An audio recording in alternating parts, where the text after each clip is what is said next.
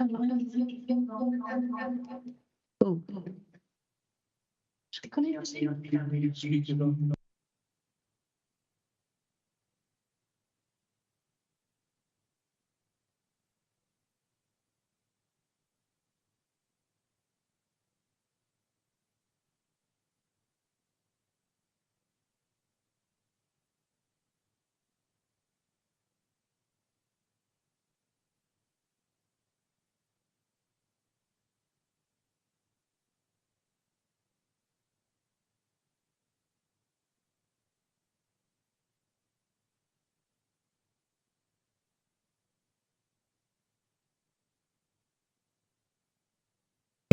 Can I just check the sound is okay for those at home? Yep, okay. Good morning, everybody. Welcome to the April People Scrutiny meeting. We have a few apologies for absence. We have who do we have? Who's apologies? Maureen Powell and Jane McKenna. Sorry, Sue, I am here. Well, I'm very sorry, Jane. I apologise for that. You're, I think you're out of office. Came up, and we thought you weren't coming. Okay. And David Hughes Jones has also given apologies. So, okay. Yeah. Is anybody standing in for Maureen? Did we know? I thought. No? I don't think we've got a No. Okay, so again, welcome everybody. Do we have any declarations of interest? No. And I don't believe we have anything from the public or anybody from the public to discuss. So we'll move straight into the report. We have Cabinet Member Tudor Thomas, Diane Corister, Head of Children's Services, and Charlotte Drury. Hi, Charlotte. We weren't quite sure what your remit was. Would you mind just giving us a breakdown of basically what your title is, so we... I'm Charlotte Drury. I'm Service Manager for Family Support and Wellbeing, and that includes the fostering service. Thank you. Okay, who's going to present the report? I'm just going to introduce very briefly and hand over to my colleague. Okay, thanks, Tudor. Okay. Well, diolch yn fawr. Bore da. I'm Tudor Thomas, and I'm Cabinet Lead for Social Services and Health, and obviously includes the Corporate Parenting Committee and the strategy.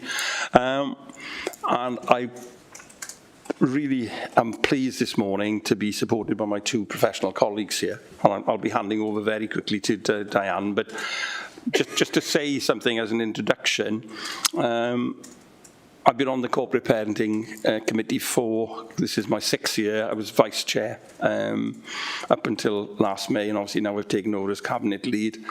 And I can honestly say it is one of the most rewarding and challenging, and I must admit at times I find it quite harrowing in terms of what is going on in some children's and young people's lives. And I do obviously take all my role seriously, but I take this element of my sort of role very seriously, and I know my colleagues here do as well. This strategy obviously builds on previous strategies. I think this is the 3rd one, and I would like to think that we are building up a sort of strength in this area. And I do like to think that this document sets out a strategy which will guide us for the next few years. And it is challenging, but also I think it sets a good vision in terms of what the service is doing now and will be doing. And we bring this strategy to People Scrutiny this morning, for obviously to look at it, and I know Diane will go through it now in some more detail. And obviously we're open to questions and comments, and scrutiny is a very important part of local government process before this strategy goes to the full council, probably in a month or so's time. And obviously we will take account of what is said this morning. and hopefully this document will be approved today and obviously by full council. Key thing that I would say is it reminds us all that we are corporate parents, and regardless, I know that people here in this committee and people online are part of the committee, and so in one sense they're closer to it, but every single elected member has a corporate parenting responsibility, as does the senior management team of this organisation. So it is not something that is sort of just purely devolved to this committee. It is an overarching responsibility for every single county councillor who's been elected to Monmouthshire County Council. And so, you know, we're here to look after sort of the care for children who are looked after, and also care experienced young people in loco parentis, as if we were their parents. And I think that is very important. We have a very strong responsibility in all aspects of their lives. So, you know, it is a very important aspect of the work. But I hand over now to Diane Corrister, who's Head of Children's Services, who go through certain elements of the report, and then between the three of us here, with obviously Charlotte as Service Manager and with a big responsibility, we will hopefully answer any queries or questions or take any comments, observations that you may have, and we obviously welcome that. So, diolch yn fawr, thank you. Good morning. We bring to you today the Corporate Parenting Strategy 22 to 25. The purpose of the report was to reiterate the corporate parenting priorities for Monmouthshire Council, which is shaped by the strategy itself and also the vision we have for children in our care.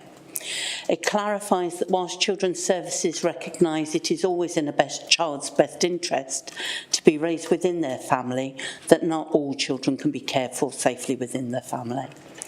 Whether for a short-term assessment and support period, or long-term or permanently, the local authority has a statutory responsibility to ensure not only children are placed in safe and secure care, but the local authority representatives provide services to help mitigate the impacts of trauma and abuse.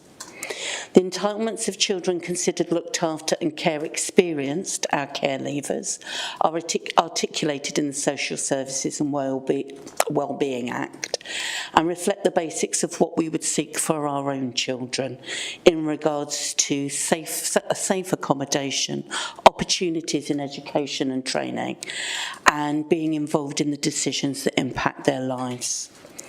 The report articulates the responsibility of elected members and officers and clarifies the Welsh Government's concept of corporate parenting as the collective responsibility across services and across local authorities to safeguard and promote the life chances of looked after children. Monmouthshire has had a corporate parenting strategy since 2017, and as Tudor says, this is the third such document.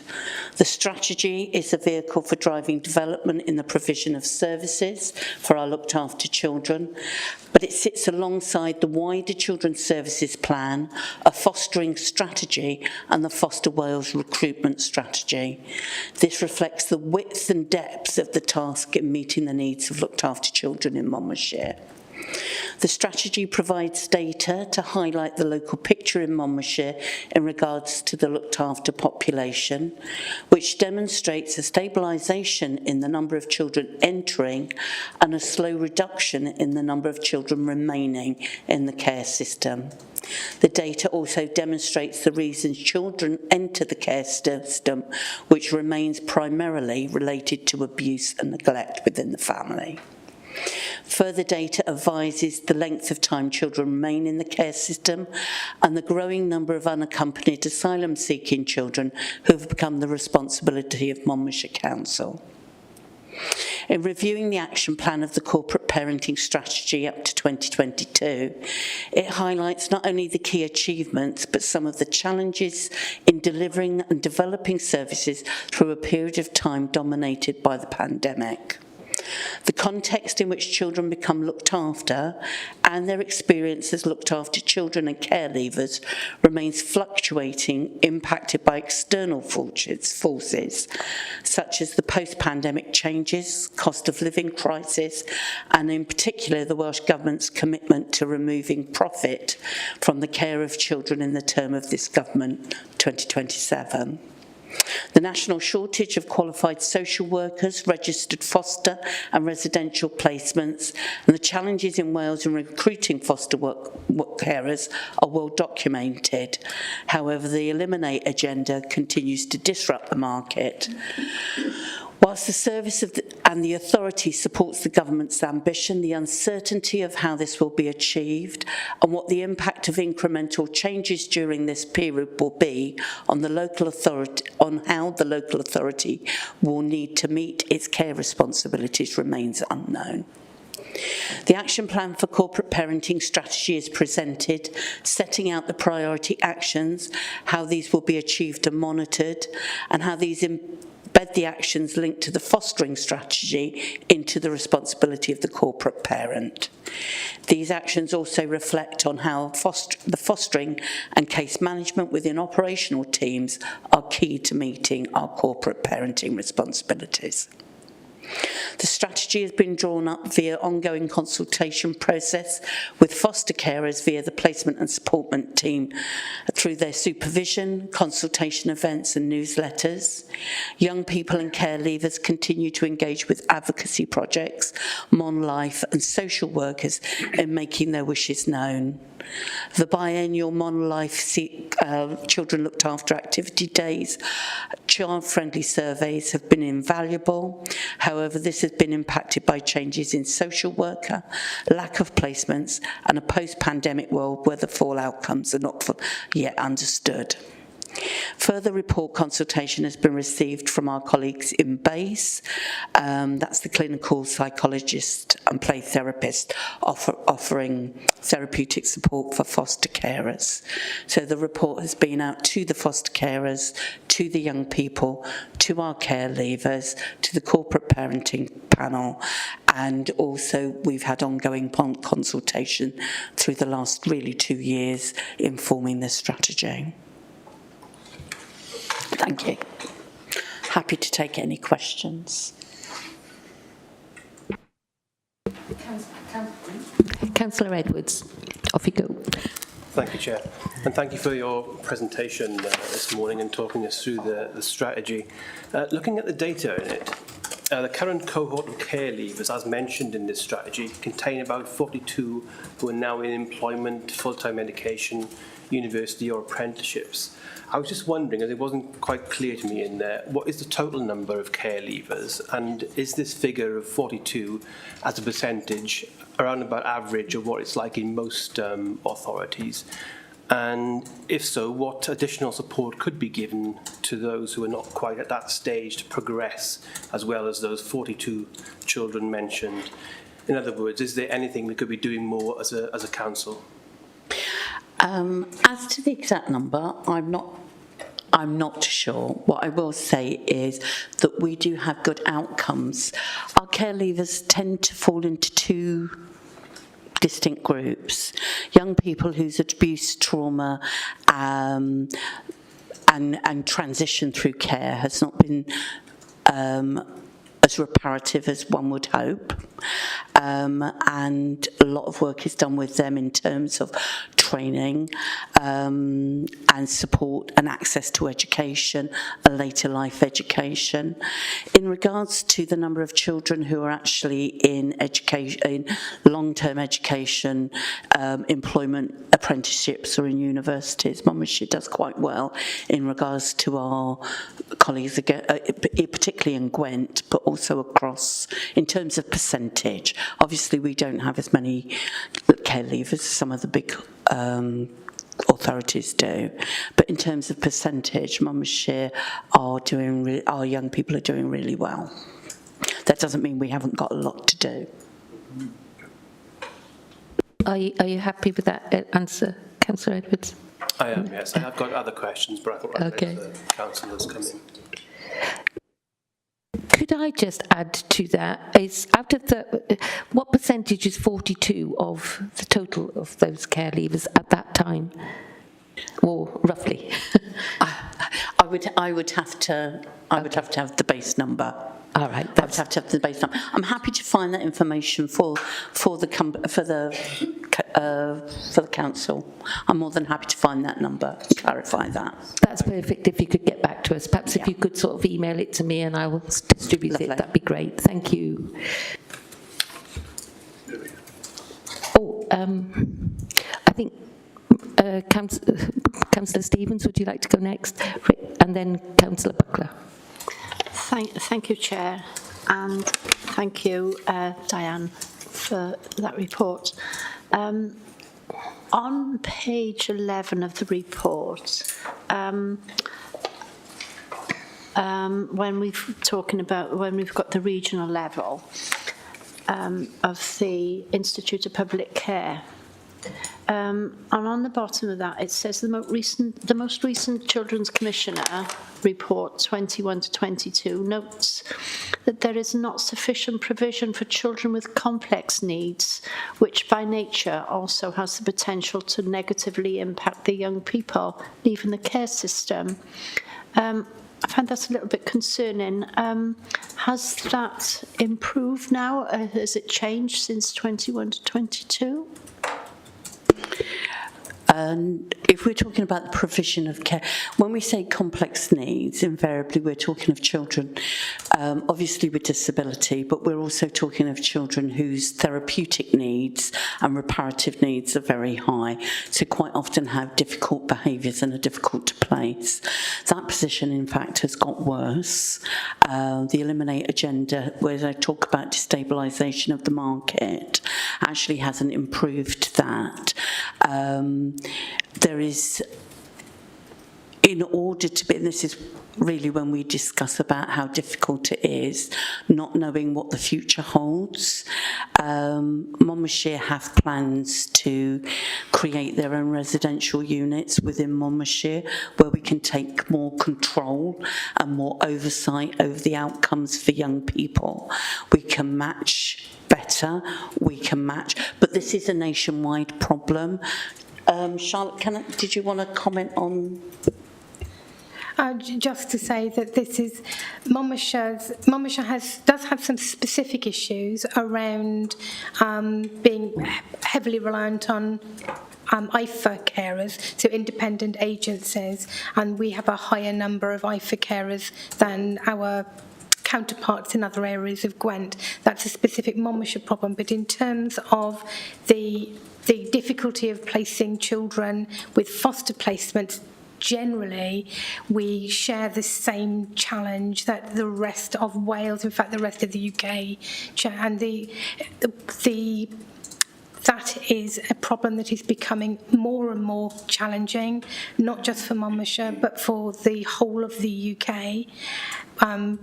The IFAs are aggressively recruiting. The Eliminate agenda, I don't know whether it's in spite of or because of the Eliminate agenda, and whether they want to put local authorities in a situation where it's a fait accompli. We have so many children, we can't get local authority foster carers. We have so many children in IFA carers that we can't eliminate profit. I don't know, but there's been a significant, they were always aggressively recruiting anyway, but since Foster Wales we've seen an increase in that activity, and the pressure is such that we are routinely really struggling to find placements for sibling groups who maybe don't have complex or challenging needs, and for younger and younger children. Can I just add that we do have we are at a disadvantage in Monmouthshire because of our demographic. We have an older demographic. We don't have younger people coming into the fostering arena. A lot of our foster carers are getting older and therefore are likely to retire. Because of who can afford a property here, we have less younger people coming in. We also don't have I don't know how you say this, within the valleys communities there are high numbers of people who would see this as their income generation, and we do not have that in Monmouthshire. So we don't have so many people applying because what they think is, I've got parenting skills, I've got spare bedrooms, I like children and can do a good job, and I could do with an income. We don't have those people, so which is why we have a greater reliance on independent fostering rather than they do in, say, Blaenau Gwent or Torfaen. Thank you ever so much. Can I That's just add really another point? interesting. The other issue that we are going to have increasingly, we're starting to see it now, is IFAs are choosing to take English children over Welsh children because of the Eliminate agenda. So if they have a choice of taking a child from England where there is no Eliminate agenda, or taking a child from Wales with the risk of losing that placement within the next 2 years, they will take a child from England, including in Welsh placements, over a child from Wales. Before I bring you in, Councillor Thomas, sorry, could I ask to explain that agenda? I didn't quite hear. The Eliminate. Yes, thank you. Welsh Government have made a clear position that they will seek to remove profit from children's care in the length of this government, so that will be by 2027. When they talk about eliminating profit, what they're talking about is the private providers, so that will be private residential homes in Wales, and also the independent fostering agencies. As I said, we would support that because we have individuals, quite often the independent fostering agencies are held by hedge funds. There's nothing wrong with the people working within them. However, the ownership of them are making profit on the back of child abuse, basically. The government has been very clear that this is their agenda by 2027. So by 2026, it will be illegal to set up, to place a child in an independent residential provision. We are not sure if that will be in Wales or it will be outside of Wales also. Hence, there are funds to support the local authority, Monmouthshire and other local authorities in creating their own residential units, and by 2027 it will be basically illegal for us to place in independent fostering agencies. Thank you. Councillor Thomas, do you want to add? Yeah. If I might just add, excuse me, because obviously I'm in meetings with cabinet leads for every authority in Wales, and the Eliminate agenda is obviously putting pressure on every authority across Wales. I also sit on the Regional Partnership Board, which is basically the 5 authorities of as it were, the old Gwent. And certainly I think the concept there is that as we move forward to the Eliminate agenda coming in, that there will be more cooperation, particularly for the care of children and young people with very complex needs, because an authority like Monmouthshire might perhaps have only 1 or 2 children or teenagers in that category, and it would not be cost effective, to possibly set up something for them. But working across the 5 authorities, obviously there is the capability of doing that. The other thing I would say is that certainly in a recent meeting with Julie Morgan, the Minister, we certainly said quite clearly that, whilst every authority in Wales agrees with the Eliminate agenda, and I do on a personal and political level, but it is putting a pressure, and we're seeing a change in the market in the sense that people who provide care for profit do not really want to come into Wales, or if they're in Wales, as Charlotte said, they want to take children from England. But it is an issue that we'll have to tackle, not just within MCC. And I note all the points that Diane's made about the demography, etc. But it's something that we need to work across the 5 authorities in Gwent, so that we cooperate and we get the best deal. Can I just clarify? I am sorry, Jackie, just Councillor Strong, sorry. But I just will clarify, on a regional footprint, what we're talking about when we talk about children with complex needs, they would be children with significant mental health problems or children with disability. Also included in that complex needs are children who have experienced high levels of trauma, who may have the behavioural problem. That would not be dealt with on a regional footprint. That would be up to us in Monmouthshire to manage our own population. Councillor Strong, I know you've got a question relating to that because we discussed it earlier. No, but I just want... Are you okay, Councillor Buckler, if Jackie just comes in quickly on that one? Councillor Strong. Sorry, I just wanted to make a comment, and thank you for the clarification on the Eliminate agenda. I guess I'd missed out on the fact that it also includes IFAs. I thought it was just about sort of children's sort of residential provision rather than the whole sort of whole range of sort of support for young people. I just wanted to sort of ask, are Monmouthshire doing anything kind of creatively to recruit people that, you know, maybe are in rented accommodation, or that maybe Monmouthshire could provide a rented sort of accommodation to actually support sort of potential foster carers? Basically, we're doing everything we can possibly think of to encourage. So I recently had a conversation with somebody who rang up about a job, and during the course of that conversation about the job, she said, you know, I've always been interested in fostering, so I took that opportunity to have a conversation with her. And she said, oh, but I don't have a bedroom. So I said, well, you could foster an under 2 without a bedroom, because you don't require. So what we're trying to do is to create an environment where every single member of staff becomes a fostering recruitment officer, where every single cabinet member, so every opportunity to have those conversations about, you know, if you think you can do this, come and have a conversation with us, and we will look at ways of making it possible. We have done things like explore converting not outhouses but sort of annexes to enable a young person to remain within the family on a when I'm ready environment as to kind of transition into independence. We have bought bunk beds, we have looked at converting attics, we've supported foster carers to move house to bigger properties. We are literally doing everything we can possibly think of to encourage anybody who, not everybody is going to be appropriate to foster. So we have to be sensitive about how we have those conversations. So we open the door as wide as possible to get people to come and have conversations with us without giving the indication that literally anybody can foster.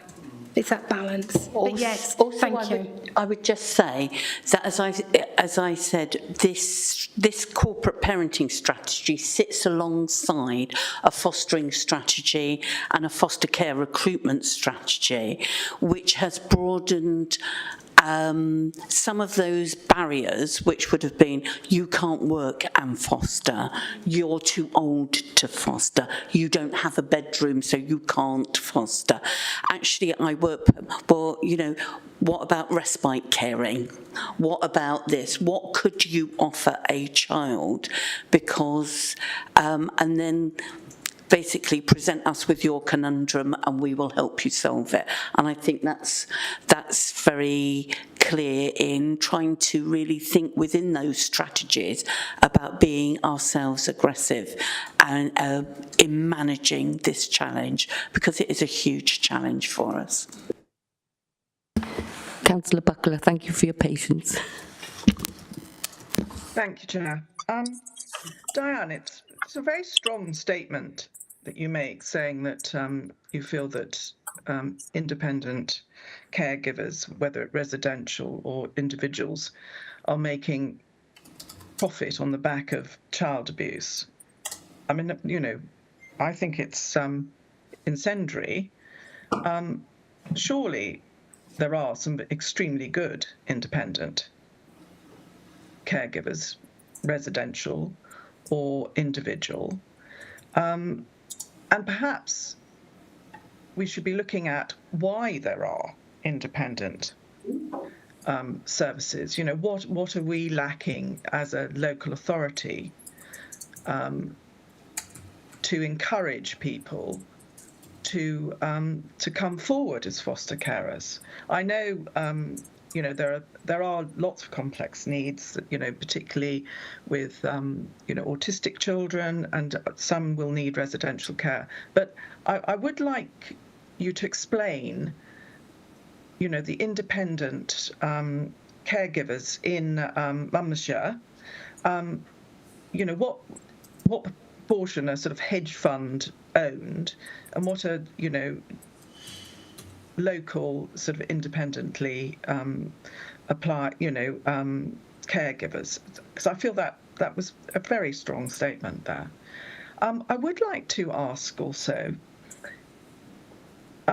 this is a lot of anecdotal and also sort of professional advice I've received, but what do you do about nutrition training for foster carers and also families that have you know, problems in the family? I know that your sort of first call is to try and keep children with their families, which is absolutely admirable, and of course that's what all the children want, really, is to have a secure place with their family.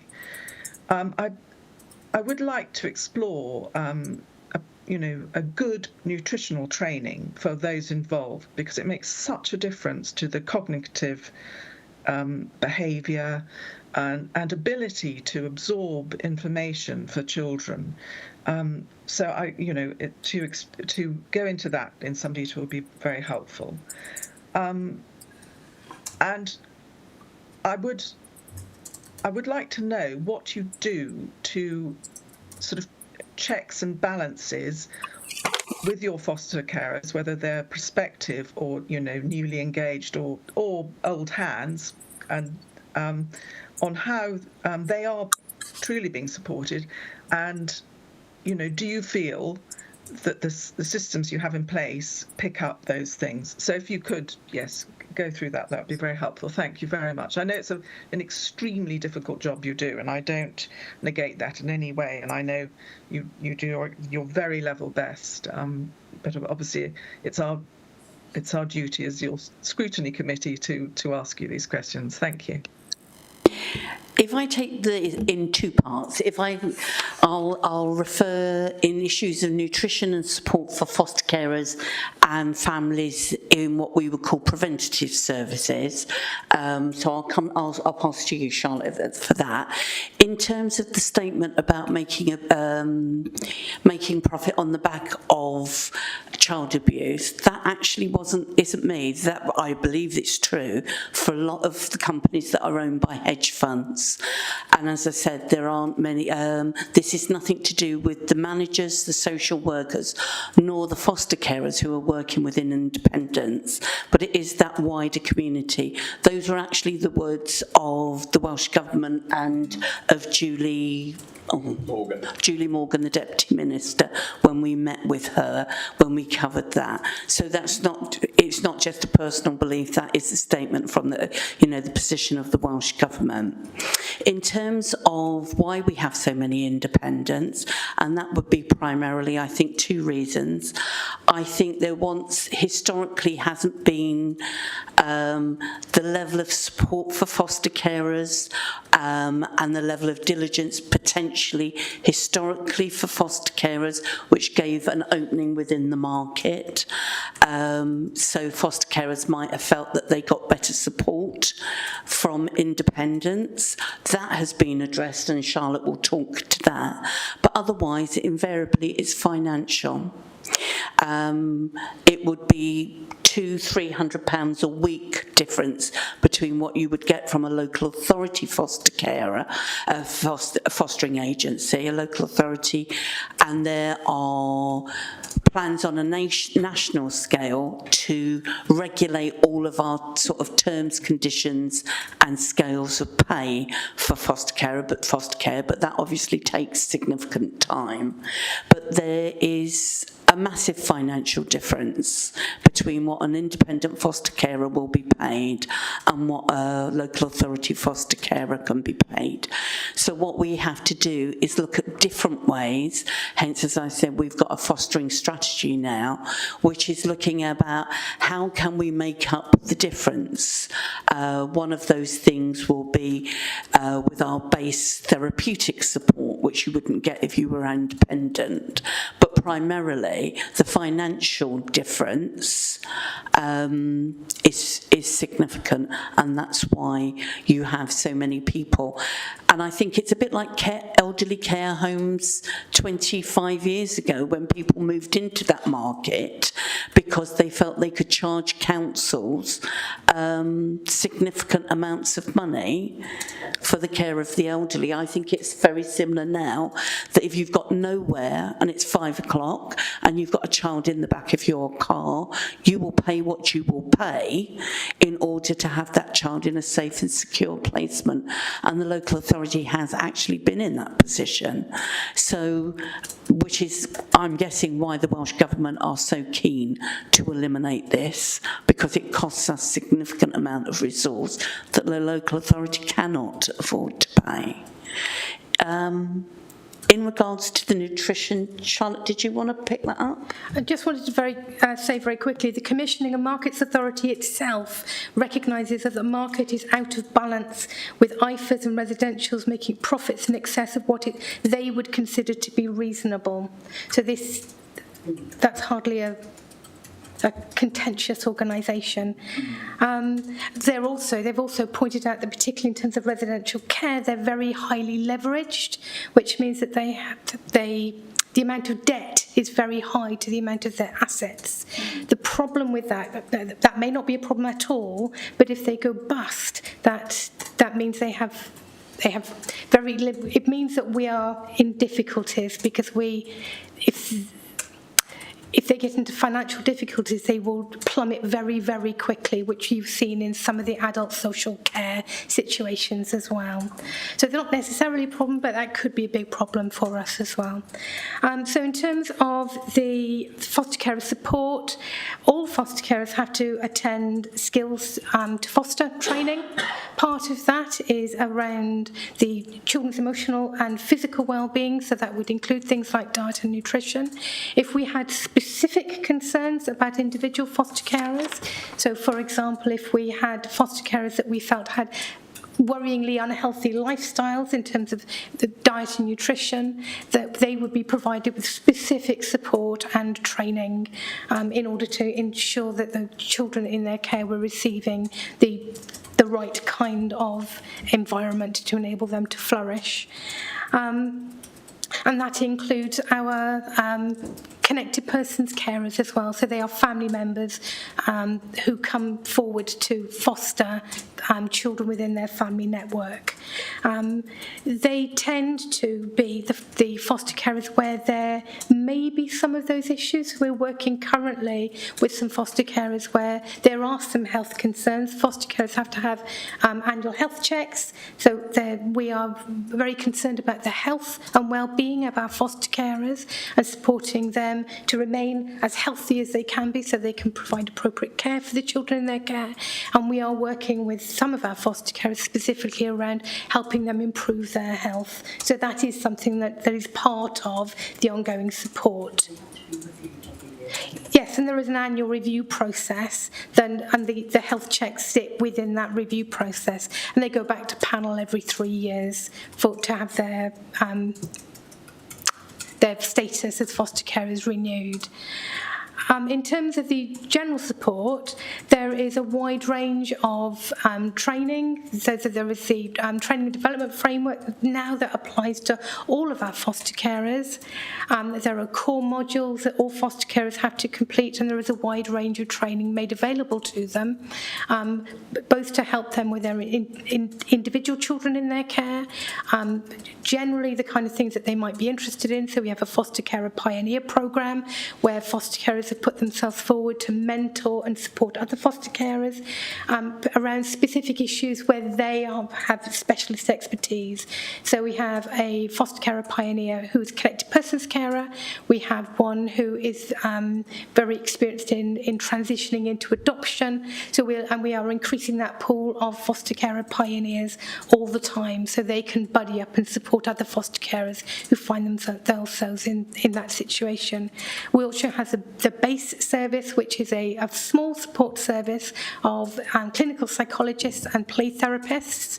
We have, one of the good news story for Monmouthshire is that we have very good placement stability when compared with other areas in Gwent. That isn't to say that we don't unfortunately have placement breakdown, we do, but generally that's a good news story for Monmouthshire, and I think base plays a real key part in promoting.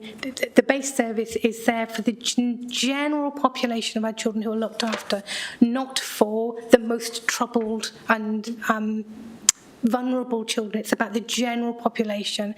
It's available to all of our foster carers, and they provide a consultation, so really helping foster carers think about the attachment patterns, what the behaviours are communicating, and how they can respond in a way that will promote placement stability, promote the child's ability to attach, promote the child's self-esteem, self-awareness, and help them regulate their own emotional reactions to things. There are also play therapists who do long-term play therapy. Some of the children that we're working with have suffered extreme trauma over a long period of time, and you're not going to fix that with 12 weeks of play therapy. So some of our children are in play therapy for years.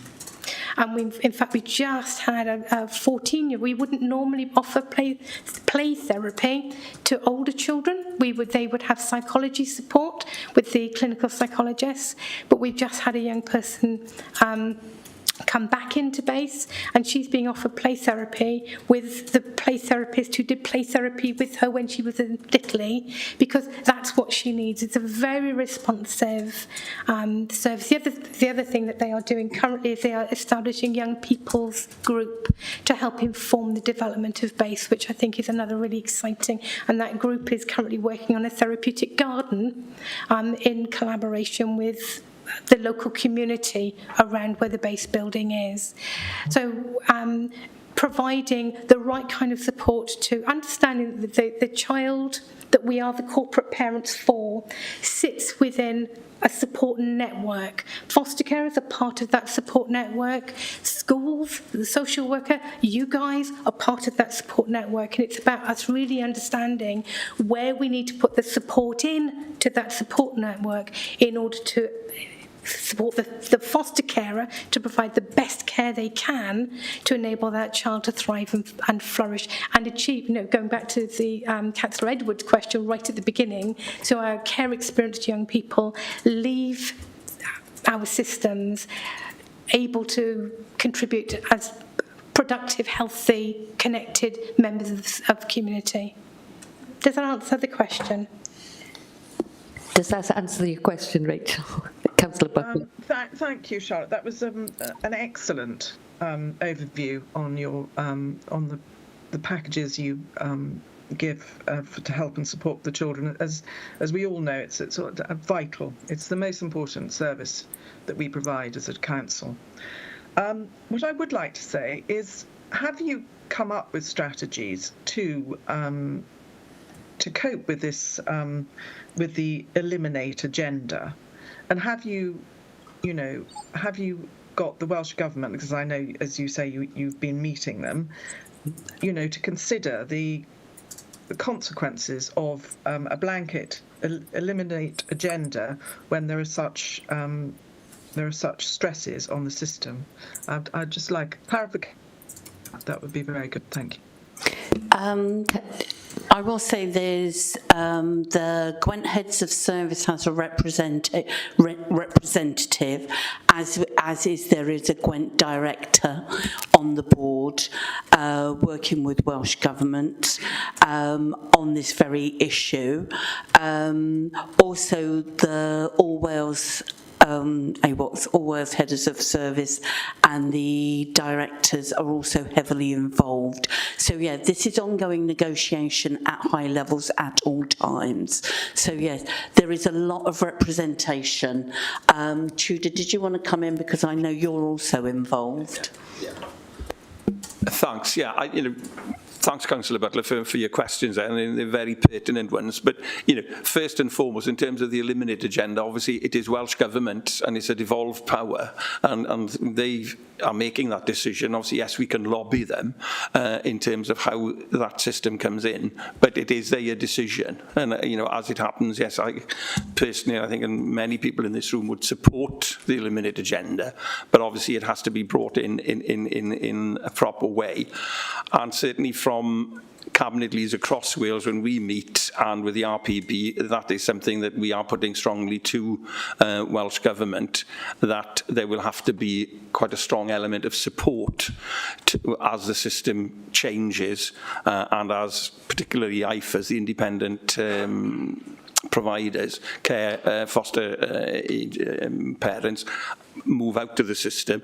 We will obviously have to fill that gap, and certainly Charlotte set up a task and finish group before Christmas, and we had some very productive meetings, and we've had a very strong campaign since November with staff from Children's Services being at, say, Waitrose in Monmouth, or in Abergavenny, or the Town Hall in Abergavenny, Shire Hall in Monmouth, down in Caldicot, and elected members like myself and Angela Sanders have been there with them. And that campaign linked with a very successful John Lewis advert, as it were, over Christmas, to help and to encourage people to become foster carers, has worked well. But it takes time for people to be assessed, and as Charlotte says, it's such an important role that obviously not everybody is suited to being a foster carer. The only thing I would say as well, and going back a long time when I was teaching, so many people who are parents, who are not foster parents, their levels of, or concepts about levels of nutrition are not very good, and they don't actually get the same level of training as and monitoring that foster parents would have in terms of nutrition. And I take your point, and I think it's a very important one. But certainly, as long as I'm doing this job, I will obviously be pressing for the Eliminate agenda to be brought in, as it were, a smooth, sensible way, and that it can come in without disrupting children who are in care, because that is crucial. Okay, thanks. Can I just as a reassurance, I just want to make sure people that it's clear we are not passive within this Eliminate agenda. We are lobbying, we are part of, our voice is being heard, Monmouthshire's voice is clearly being heard in regards to all interactions we have with Welsh Government about the challenges, because we have specific challenges in Monmouthshire being, we've talked about our demographic, but also on a border. That brings us also difficult challenges. We are not passive within that.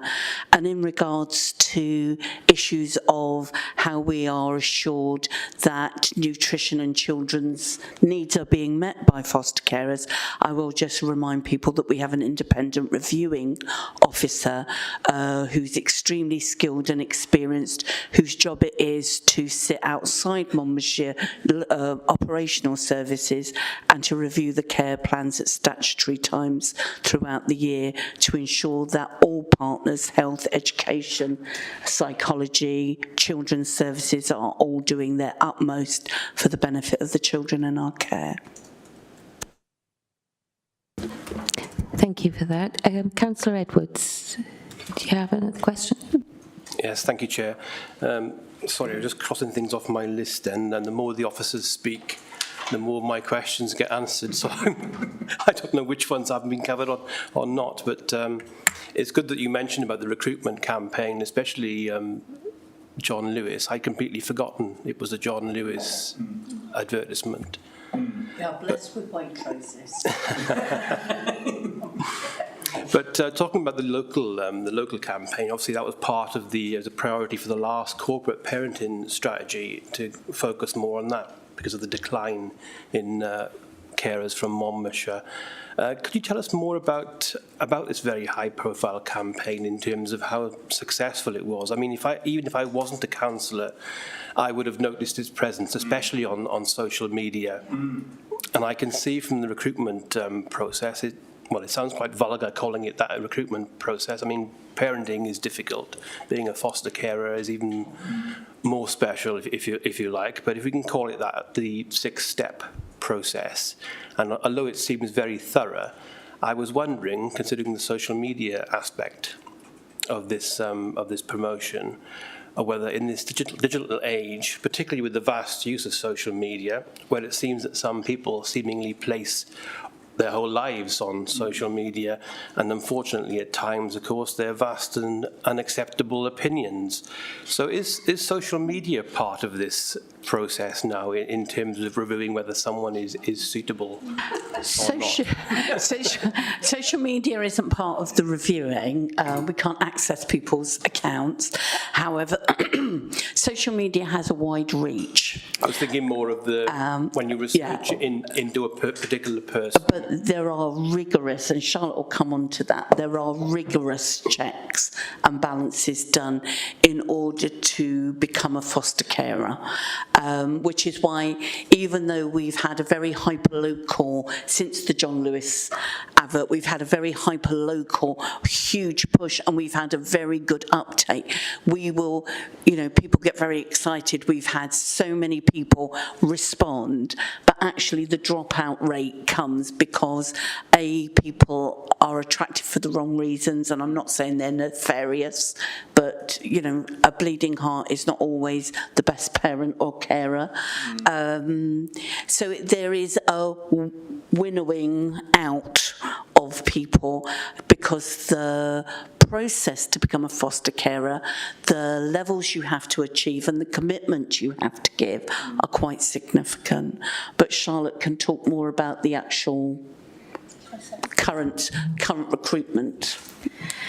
So, yes, we were thrilled with the John Lewis advert, as you can imagine, although interestingly, a lot of people saw that. Obviously, everyone who watched the television at that time would have seen that, didn't necessarily recognise that it was about fostering.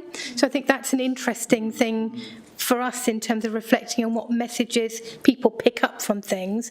I think it was the following week we had our senior practitioner from the fostering team out in front of one of our skate parks wearing her Foster Wales, Foster Monmouthshire hoodie, talking about fostering for Monmouthshire. So we really piggybacked onto, and then we were outside Waitrose, and we were out in the communities in the very cold winter periods, as you may remember, Tudor, who was alongside us. The attrition rate from inquiry to approval is a significant drop-off. So we would the kind of target that is set is a 12% conversion rate. We're not making that. We're making about an 8% conversion rate from inquiry to approval. And on one level, I'm kind of not worried about that, because people are dropping out for good and valid reasons, and sometimes we're kind of counselling them out of that. The approval process is really robust and thorough. We don't do social media vetting, because that would be an invasion of people's privacy. We wouldn't be allowed to do that. As social workers, we could be struck off for doing that. What we do, though, is we speak to everybody's previous partners. We speak to their children. They have to give employer references. They have to give personal references. And this is a 6-month process. So I'm relatively confident that we wouldn't find out anything significant if we did a data trawl through people's social media. So I'm confident, though. And we recently had an audit of the fostering service, which included looking at our assessment processes and checks, and we came out very well out of that. I think there were 2 issues that we needed to be picked up, and they were the kind of things that you think, I don't know why we wouldn't do that. Things like keeping an attendance record of foster carer support groups, really kind of minor things. So I'm confident in our assessment process. I would like very much to have a better conversion rate. However, we're making a decision. No, there is no decision without consequence. There is nothing that is done without risk. So removing a child isn't taking a child out of risk and putting them into no risk. It's taking a child out of one risk and placing them in another set of risk. And it's one of the reasons why we are so keen on promoting special guardianship orders and kinship placements. You might have a wonderful foster carer who is, you know, the Mary Poppins of fostering, and a connected persons carer who is kind of, well, good enough. But what that granny will do, or uncle or aunt will do, is put up and keep putting up with.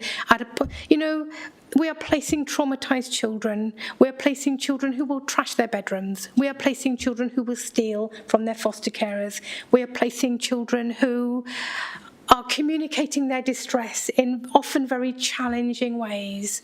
We have fantastic foster carers, but at certain points, foster carers may have other children in the foster placement and need to prioritise the risk of that child.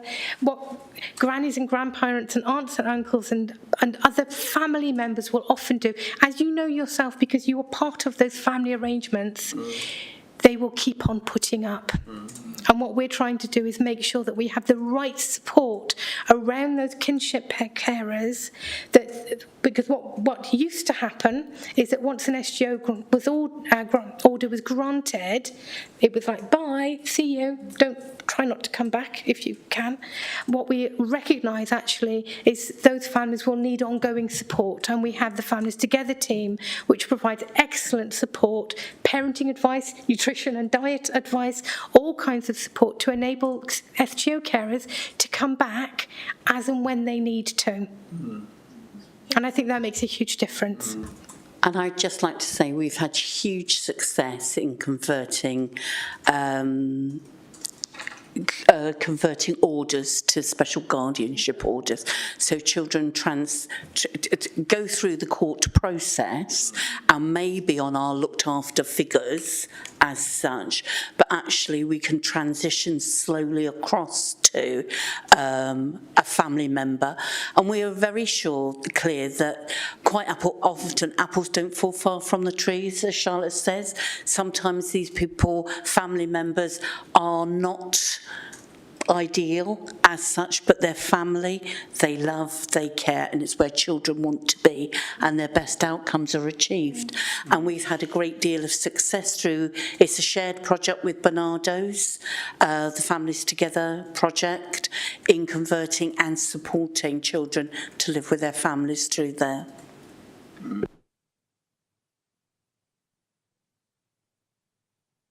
Could I come back in there, Chair? Is that okay? Yes, carry on, Councillor Edwards.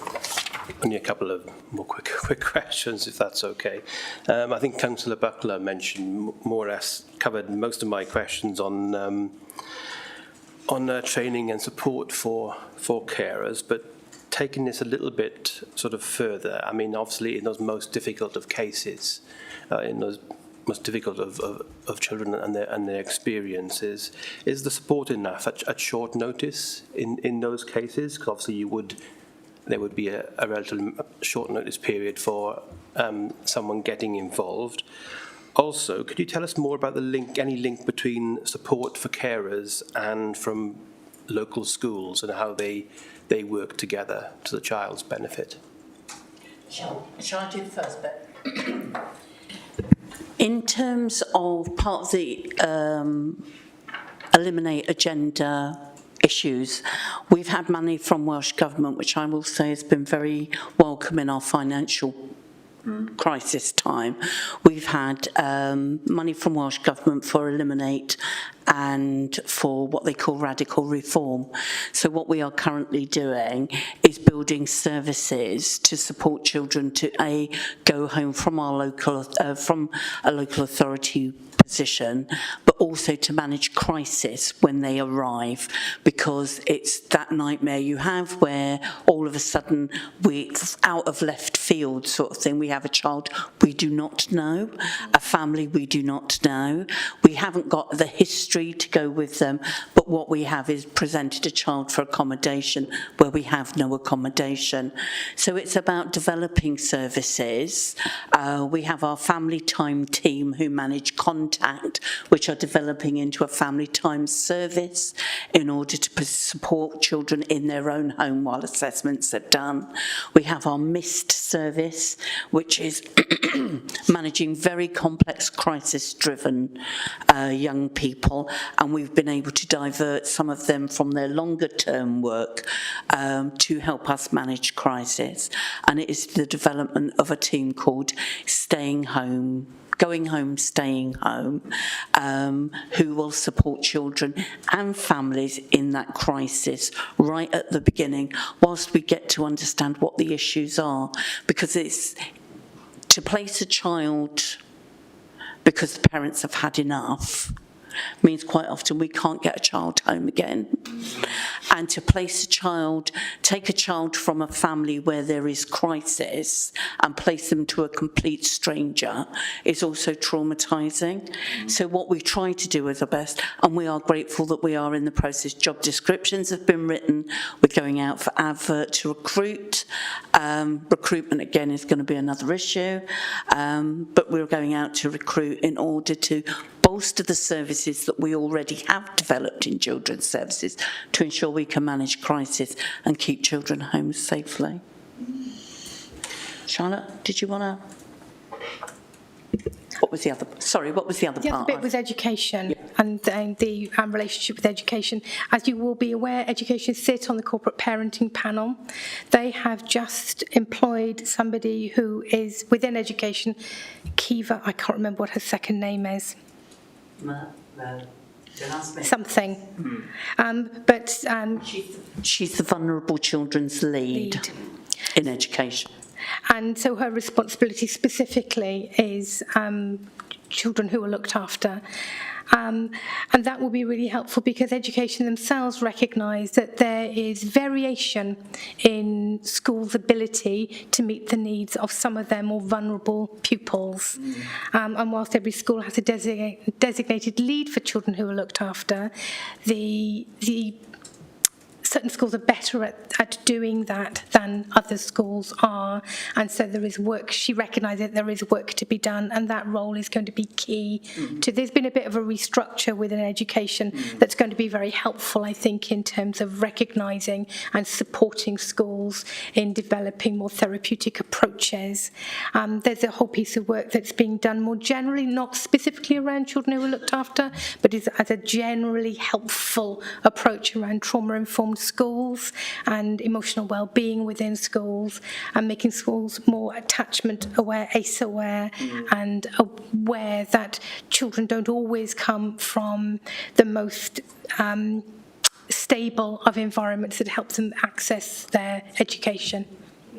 Does that answer your question? I will also say that there is, that in Monmouthshire, in all authorities, there is what they call a complex care panel, where that is sat on by Children's Services, Education, CAMS, MIST, Health, which has a duty to look at the Brighter Futures strategy in terms of education for looked after children in particular, and to make sure their needs are met. So a lot of our complex children will go through that panel in order to be able to make sure that difficult children are placed on rolls, children aren't unnecessarily excluded. And that's really exciting. We've now got the Vulnerable Children's Lead who will also sit on that panel to be able to ensure education is a priority for our looked after children. We've also got a relationship between Children's Services and the Pupil Referral Service, and I sit on the Pupil Referral Service Management Committee to generally support, but also specifically to look at the needs of children who are looked after within that service. Thank you. What you were saying earlier on was sort of led nicely into my final question then of sort of step 6 of the process and matching the children up with carers. And obviously this is a very crucial stage, and getting it right is essential for all involved. What is the success rate of getting this right? And as a percentage, how many children have to face the unsettling process of having to start again, which I can imagine is devastating for all those involved? And how good is Monmouthshire at doing that? Will you accept very good? Do we have? I don't have the stats at hand, but I can provide you with the stats on that. That's data that we gather. In terms of placement stability, as I said before, we are pretty good on placement stability, and I think the base service helps with that, and I think the support that we have for our foster carers supports that. We are not as good as I would like us to be on placement matching because we don't have enough foster carers. So placement matching absolutely is something that is essential and does happen. We're not just matching children with foster carers, we're matching children with other children who may be in placement. So that adds a kind of an additional layer of complexity. Our foster carers are amazing. You know, they are so flexible and will really work with us. However, there are times when there is it just doesn't click, doesn't fit, and sometimes children expose other children in the placement to levels of risk that can't be managed, and there have been occasions where we've had to exit foster carers from the service because their own priorities have changed or because they're not always very good. That's rare, but it does happen, come into for the wrong reasons, or their situation has changed or whatever. So placement matching isn't, if you look at the amount of marriages that fail, and these are grown-ups who are actively choosing each other, we're not always going to get it right. We work very hard to get it as right as we can with the resources that we have and to support that match as much as we're able to, and we are doing pretty well across the region. It doesn't always work. I think the link between the operational teams, these crisis management teams, and the fostering service is crucial, because what we need to do is build support around families to manage risk in the community or mitigate risk in the community. And having the information on children is vital in order to be able to do good matching and to make sure that they're in the best possible placement. And sometimes that support has to transition across to the foster carer in order to be able to hold that while we learn more about children, because the difficulty is no child is the same, and the output from their trauma isn't the same. So a lot of the time it's just really difficult. One of the things that we have I started last July, was a placement pressures meeting, and that's the meeting where we have various categories under that, and sometimes it's children who we need to find an urgent placement for. These may be children who are in unregulated placements because we literally have nowhere to put them, and there's another group of children in placements that are highly vulnerable that we are concerned are going to break down. So we're really looking at what support. We're very much taking a network approach, so looking at the network around that placement and around that child, about what needs to happen. One of the things that very often happens is very, very regular stability meetings between the child social worker, the fostering team, and key individuals who are part of that network. And then there are children who are in placements that we think they're in the right place, but there are vulnerabilities, and it might be community vulnerabilities or it might be other vulnerabilities. We know the children need to stay there, but we also know that where they're staying needs some additional support to enable it to be safe and appropriate. So the placement pressures meeting is really key to promoting placement stability, or appropriately moving children to environments where their needs can be met. And all kinds of things come up at the meeting. We've had a recent situation where there was a bereavement for a foster carer, and looking at how we use foster carers to support other foster carers to enable children to step out because the foster carer can't cope with her own grief, her own children, and all the chaos that her life has suddenly been thrown into. And we're now looking at supporting that foster carer to have those children back in a timescale that meets. It's, you know, life is complex and messy for people, and we need a system that wraps around that, that can pivot and adjust to and be adaptable and responsive. Are you satisfied with your answers, Councillor Edwards? Yes, thank you. Thank you. Councillor Strong. Thanks, Chair. I've kind of lost my thread now. It's been so illuminating, and thanks to both Charlotte and Diane for you know, the answers to some of the points that have been made. I just wanted to several minutes ago, you talked about obviously the well-being of children. We talked about school, we talked about foster care, we talked about their wider family networks, and touched on health and well-being. And you know, I did notice from one of the actions in the report is about the lack of dental care. Now, we're all finding access to dentists and private dentists, you know, quite a challenge within Monmouthshire. I did notice that, you know, obviously you've got a lead nurse that links in with the service as well. What are the measures put in place to ensure not just for dentists but the health of those children are uttermost in those placements? And I want to follow up with the life story question afterwards, but just take that one first. In terms of health, obviously we've got, as I said, we've got the IRO who ensures there are things that need to happen for children who are in our care. So they are statutory things, so they have to go through, and that's overseen and made sure that that happens.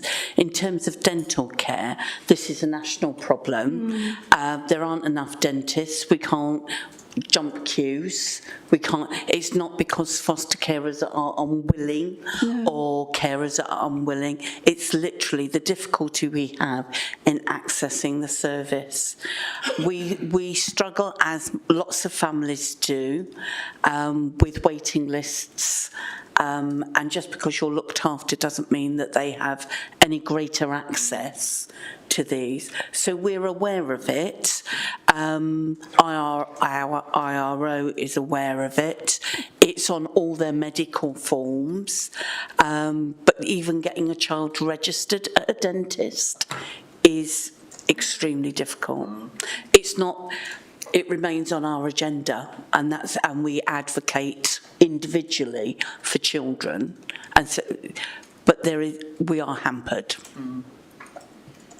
And the next point I just wanted to raise was the importance of life story work, and given, you know, some of the examples that you've been able to give this morning actually just reinforces that for those young people either coming into the care system, you know, moving on, you know, the SGOs and the connected families as well.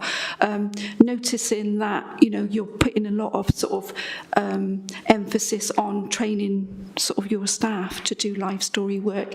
How successful has that been, and how will you know the impact and the effectiveness for those young people? I don't know whether that is, something you can answer.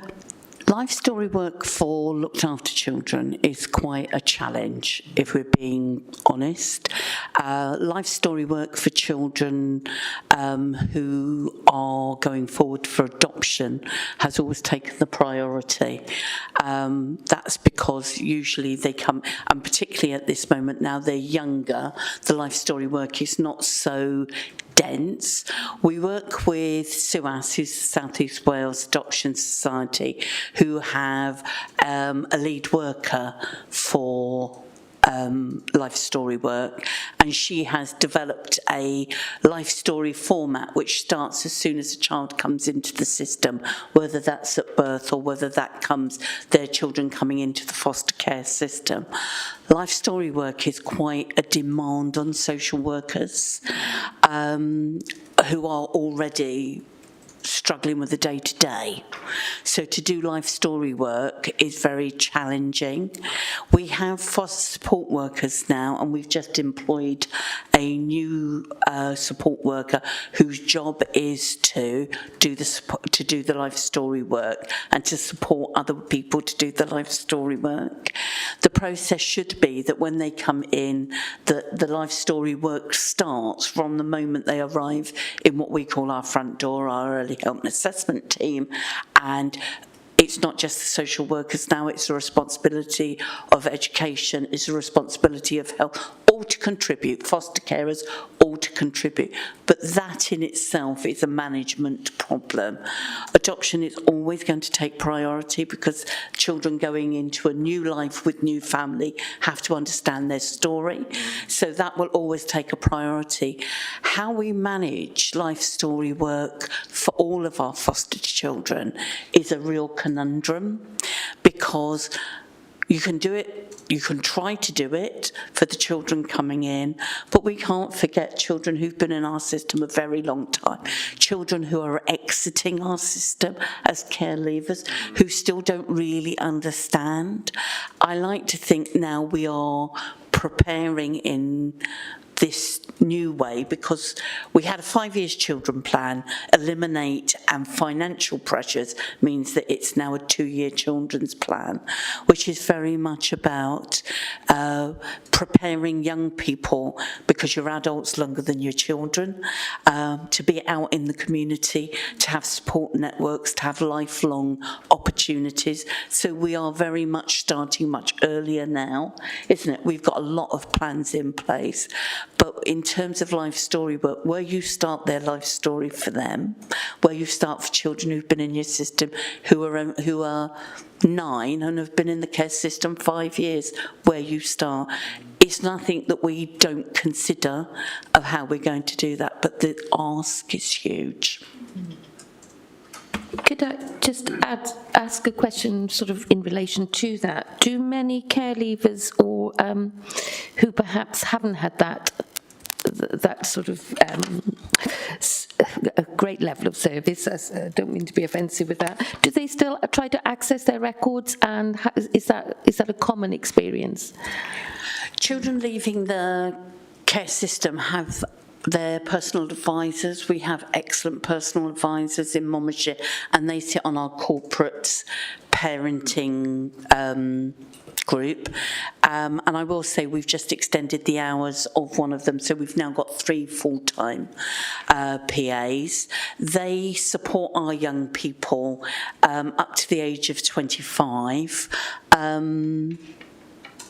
But they help them access their records. So we are very aware in social work what might have been written in 2002 would be very different to what would have been written today. This can be traumatic alone when you're reading records that are written in the third, talking about you, talking about your parents, making very difficult comments, and it's a very difficult thing. We have a great deal of support. We do have quite a lot of young people who want to know their history.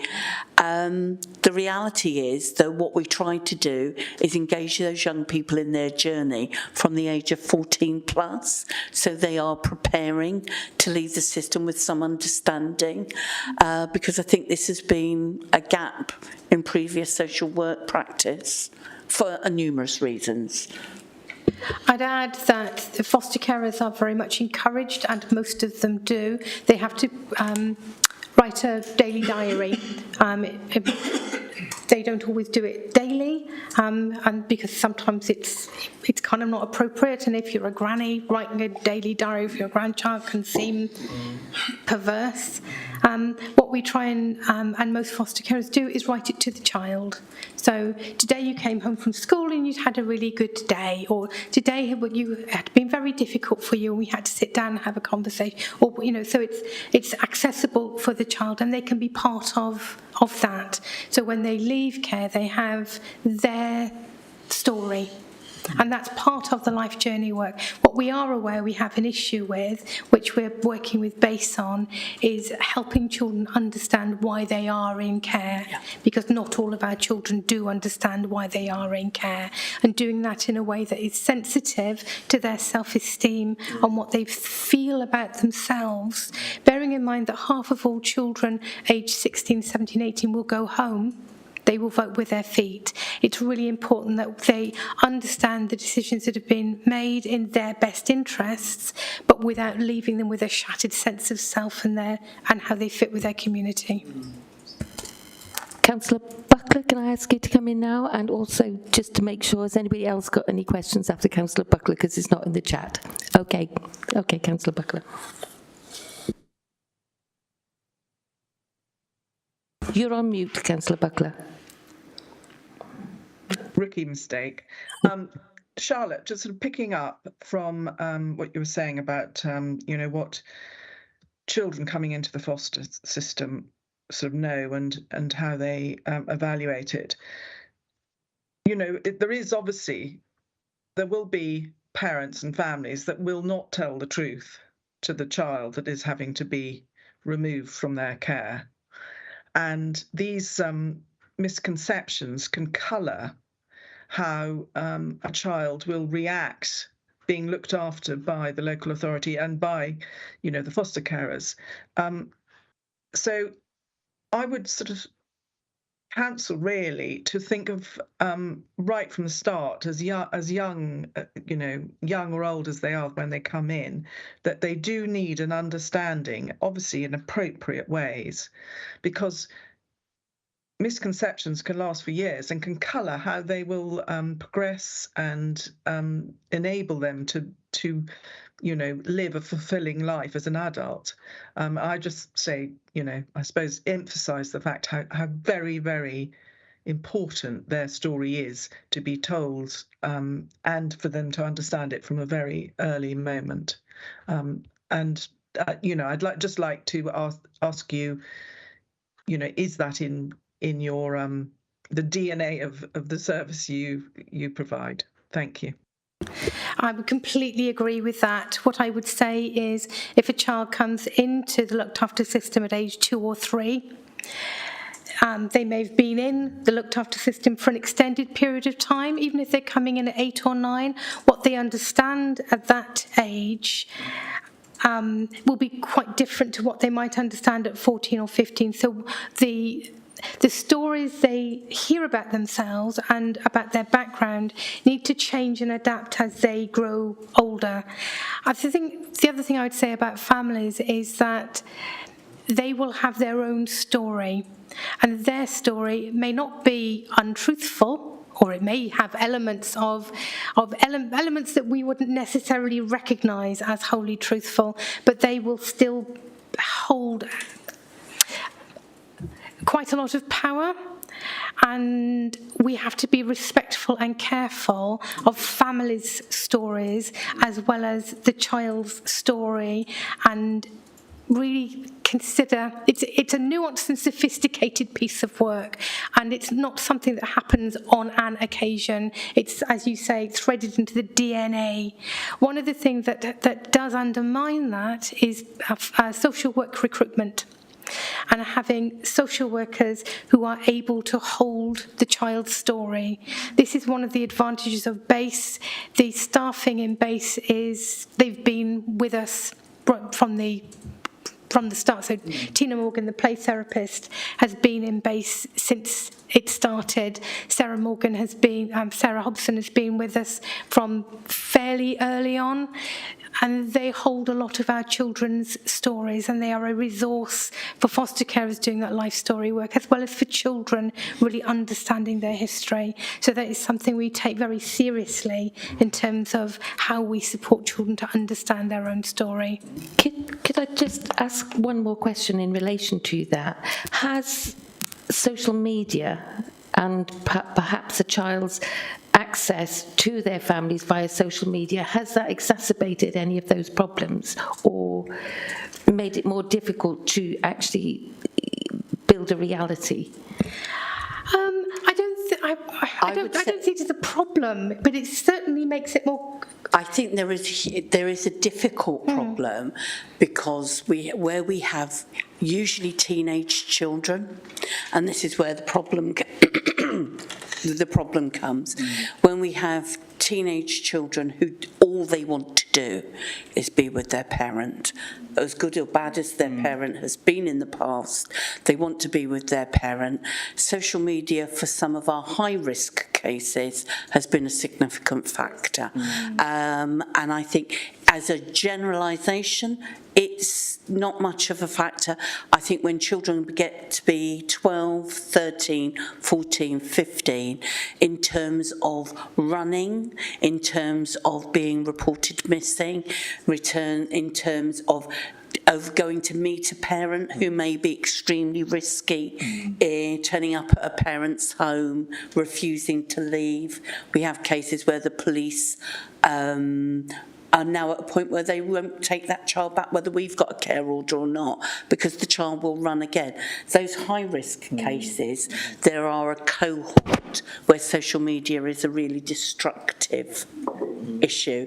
As for how people trace their family through social media, we're yet to see that as a significant outcome, because when children are either in care or progressing to adoption, there's a real clear plan about contact and who they're visiting and how we manage that for them, because we're very aware that those family connections are very important. Does anybody have any other questions? Okay, well, I'm going to wrap up quickly by saying I think as a panel, the three of you have been exceptional. The hardest part has been, after we had sort of made a list of the questions we wanted asking, was making sure that everything had been answered, because I think the answers we've had have been so comprehensive. So thank you very much, the three of you, for that. I think if I could just remind Diane that there was a piece of data which I cannot fill in all my notes, find out which it was. Oh yes, it was the percentage of children leaving care. There were 42 in educational training at the end of it. What sort of percentage of that was, that would be really helpful. And I think basically we've all come out of this very happy with the plan that we have read and questioned, even if there weren't that many questions necessary. So thank you all. Thank you. Bye-bye. Okay, so for the rest of us, we've got a work programme to go through. Thank you. Thank you. Thank you. Thank you very much. Thank you.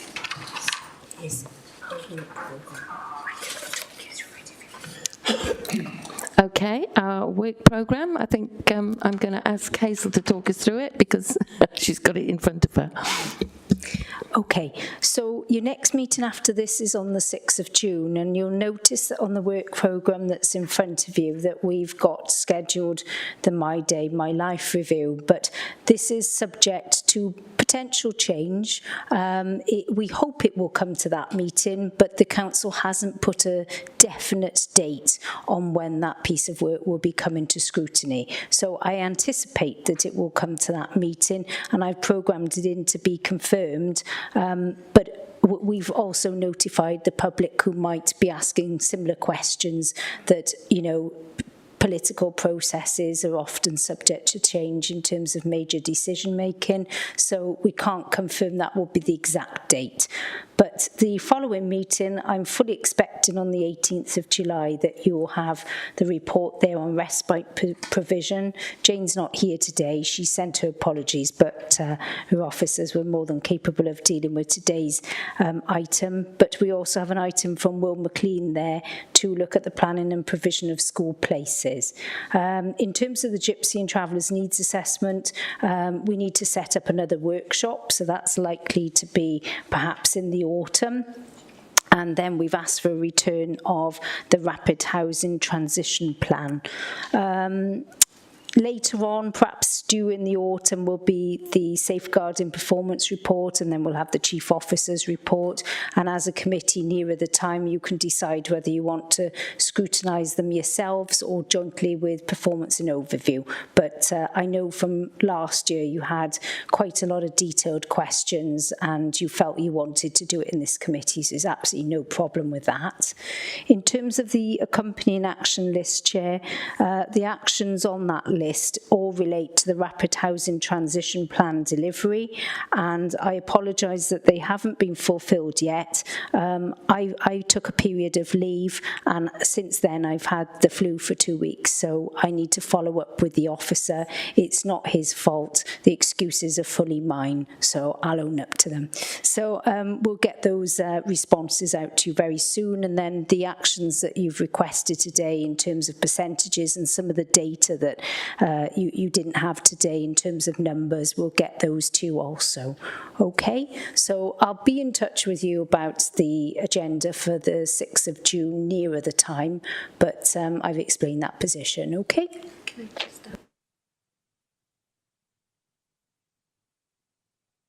The chair has reminded me that I've broached with you previously perhaps having a workshop on county lines. The Public Services Scrutiny Committee is due to meet on the 24th, and they wanted to have a discussion also on county lines, and they've invited St Giles Trust to their meeting to talk about the sort of support that they provide young people in Monmouthshire who might have been involved in activity or could be vulnerable and could be exploited. So they're coming to that meeting on the 24th, but we'd like to hold a workshop. That's the 24th of April, that's Public Services Scrutiny. You can view it. We're not having police presence on that item because some of the discussion I feel you would benefit from having in a workshop as opposed to in a public meeting. It's very difficult to talk about that subject in a public meeting. So I had a word with the chair and also the chair of Public Services Committee, and what we'll do is this side of the summer, of the summer break, we'll set up a workshop and we'll invite any members to that meeting. It'll be hosted by this committee and Sue will lead and chair it, but we'll have partnerships here and we can talk about it in more detail, and perhaps the members of the other committee will want to come and anybody else. In terms of Mon Maps, the chair has reminded me that she would like to have a discussion with the members of staff who work for Mon Maps to see what kind of data they hold, because she's attended a session on it, I think, last year, and she felt it was very helpful. We did ask them if they could have had a chat with us after our last meeting, but they weren't available on that date. So we'll set up maybe a separate chat, and perhaps it'll just be a Teams call, if that's okay with you. Thank you all. I thoroughly enjoyed that session, so I hope it was useful to everybody. See you. The Cabinet Council programs for meeting. Oh, sorry. The Cabinet and Council work programme is For no, Yeah, that's for noting. If anybody sees anything in there that they see is forthcoming and they want to ask the report author to have sight of the report, you can do that. If there was a decision in there that you felt needed scrutiny, you just need to let myself and the chair know. So that's put on every agenda for you to just have sight of what the executive are making decisions on. So it's just the minutes, Chair, of the 28th of February to approve. so is anybody prepared to ratify those minutes for the 28th of February? Where's Maureen when you need her? Councillor Strong. And to second them? Yeah, I'll second. Thank you, Councillor Stevens. Okay. Okay, see you on the 6th of June, if not before. Bye.